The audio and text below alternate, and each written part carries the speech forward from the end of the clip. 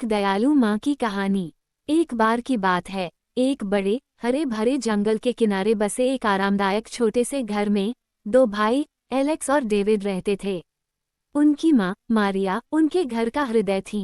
वह दयालु थी, प्यार करने वाली थी और अपने लड़कों के पिता के निधन के बाद उनका भरण पोषण करने के लिए कड़ी मेहनत करती थी। उनके छोटे से घर में जीवन सरल लेकिन गर्मजोशी से भरा हुआ था।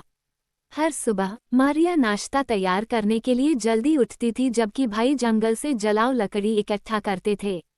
काम करते समय वे हंसते और बातें करते, कहानियां और सपने साझा करते। एक दिन एक भयंकर तूफान आया, जिससे उनका घर क्षतिग्रस्त हो गया। छत टपकने लगी और दीवारें कांपने लगीं।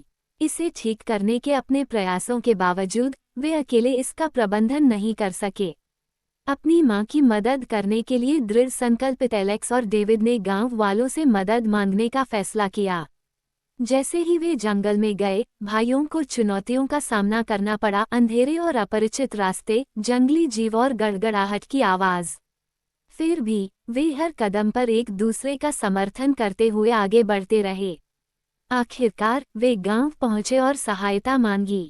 उनकी कहानी से प्रभावित होकर ग्रामीणों ने अपने घर के पुनर्निर्माण के लिए हाथ मिलाया।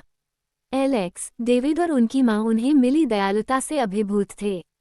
जब वे वापस लौटे तो उन्होंने पाया कि उनका घर फिर से बहाल हो गया है, पहले से भी ज्यादा चमक रहा है। जब मारिया ने अपने बेटों को कसकर गले लगाया तो कृतज्ञ आंसू बह निकले।